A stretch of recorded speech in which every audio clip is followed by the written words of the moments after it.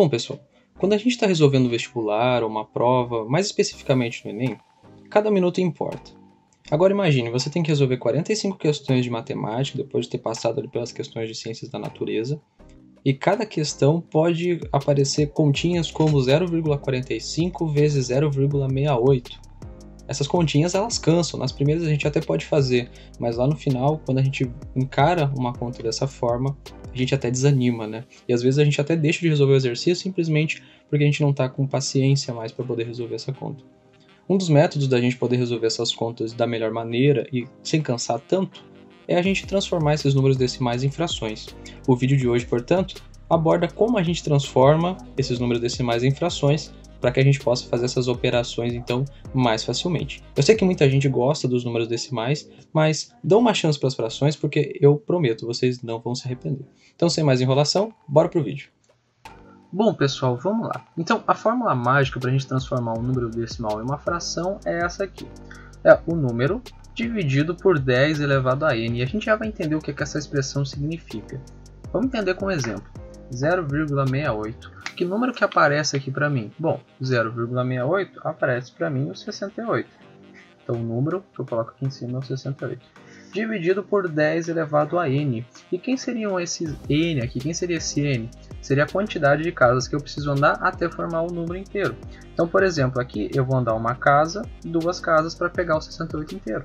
Então andei duas casas, 10 elevado a 2. Opa, mas o que é 10 elevado a 2? É igual a 100. 10 vezes 10. 10 ao quadrado é 10 vezes 10, que é 100.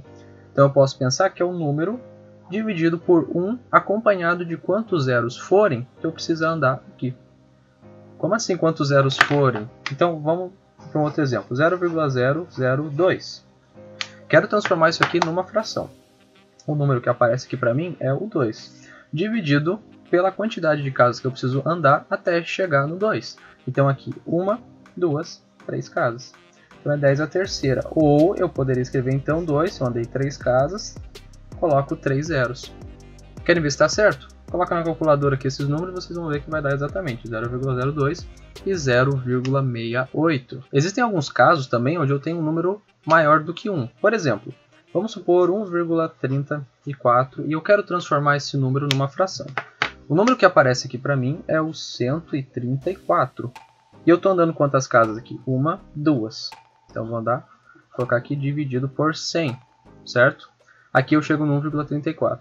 Ah, Christian, mas eu tenho 3 números, então quer dizer que eu preciso colocar 3 zeros aqui? Não, não, não. Se eu colocasse, então vamos fazer uma coisa aqui. Isso aqui é diferente de 134 dividido por 1000, que seriam 3 zeros. Porque se eu dividir por 1000, o número que sairia dessa divisão aqui seria o 0,134. Percebe que 0,134, o número que aparece aqui é o 134, dividido por quantas casas eu estou andando? 1, 2, 3. Então, 1, 2, 3. Esse número aqui seria esse. Esse outro aqui, que é um inteiro, já é 1 inteiro e 0,30 mais 0,34, eu coloco só 100. Então, você poderia ter decorado como sendo a quantidade de números que eu tenho para a quantidade de zero. Por exemplo, se eu tenho 3 números, então eu vou colocar 3 zeros. Mas cuidado, isso não acontece. Porque em exemplos que eu tenho números inteiros, ou ainda no exemplo que a gente fez antes aqui, esse outro exemplo aqui, 0,002, percebe, eu tenho só um número, mas eu não divido só por 10, eu divido pela quantidade de casas que eu ando até completar o meu número inteiro. Então nesse caso aqui, 1,34, eu andei 2 casas até completar o 34 aqui. Então eu coloco 2 zeros. Cuidado a isso. Olha onde é que isso pode te facilitar na hora de fazer as contas. Vamos supor então que lá no Enem você precisasse fazer essa conta, 1,34 vezes 0,2. Aí você já fez ali 30 questões do Enem, tá lá fazendo mais uma e me aparece uma conta dessa, até dá um desânimo, né? Olha só uma dica. Transforma esse 1,34 em frações, como a gente viu, 134 dividido por quantas casas eu ando? 1, 2. 1, 2 zeros.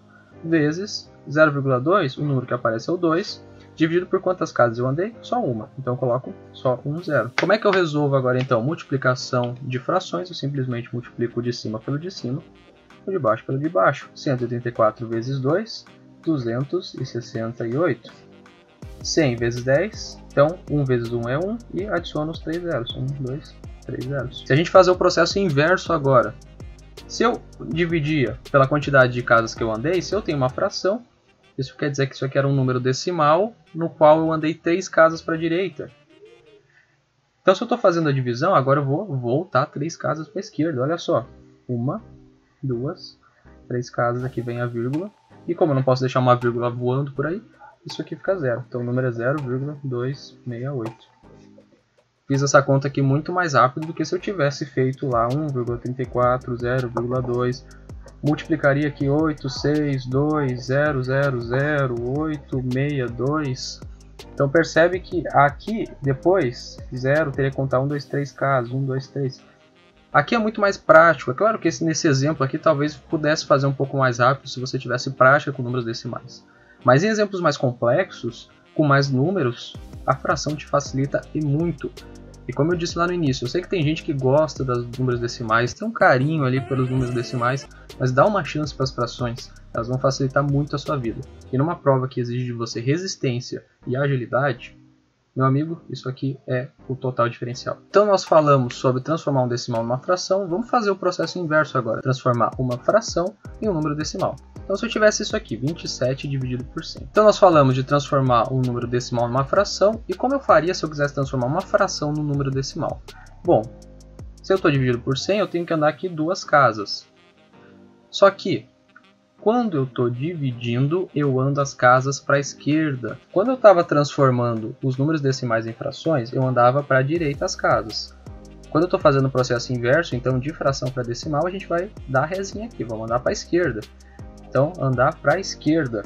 Aqui, 27 sobre 100, então é 27 andando 2 casas, a partir daqui, para a esquerda. Então, 1, 2 casas, aqui vem a vírgula. Só que, de novo, eu não consigo deixar uma vírgula voando por aí, então eu tenho que colocar um 0 aqui, 0,27. Se eu fizesse agora 82 dividido por 1000, eu vou escrever aqui o 82, só que aí eu tenho que andar, opa, é por 1000, então mais um 0 aqui. Então eu tenho que andar 3 casas, olha só, de fração para decimal, ando para a esquerda. Então eu estou aqui no 2, vou andar 3 casas, 1, 2, tem que andar mais uma casa, não tem número aqui, então eu vou adicionar um 0. 0 aqui, então ando 3 casas, 1, 2, 3. Aqui vem minha vírgula, não posso deixar esse número solto, coloco um 0 aqui, 0,082. Só recapitulando aqui então, 24,78, se eu quisesse escrever isso aqui como sendo uma fração, o número é 2478 dividido por quantas casas eu ando? 1, 2. Então 1, 2 zeros. Vamos para mais um exemplo agora, que tá legal, agora vocês estão entendendo, tá legal, né? Vamos fazer mais exemplo. Então 371,8743. Se eu quiser escrever isso aqui como fração, olha que número confuso. Então eu repito o número, 371,8743, dividido por 1. E quantas casas eu andei? 1, 2, 3, 4. Então 1, 2, 3, 4, dividido por 10.000. Chegaria nesse número decimal. Então hoje nós vimos duas coisas. A primeira é como transformar um número decimal em fração, o que vai te facilitar e muito nas contas ali na hora do Enem. E também vimos como transformar de uma fração em um número decimal, fazendo o processo inverso. Lembrando, de número decimal para fração, eu ando para a direita. De fração para número decimal, andamos para a esquerda. Se esse vídeo foi útil para você e deu para você aprender alguma coisa desse conteúdo, não esquece de deixar o seu joinha aqui embaixo, compartilhar com seus amigos que também podem se beneficiar desse conteúdo. Não se esqueça, toda terça tem resumo novo aqui no perfil do Instagram. E todas as sextas nós temos vídeos aqui no canal do YouTube. Um forte abraço a todos vocês e bons estudos!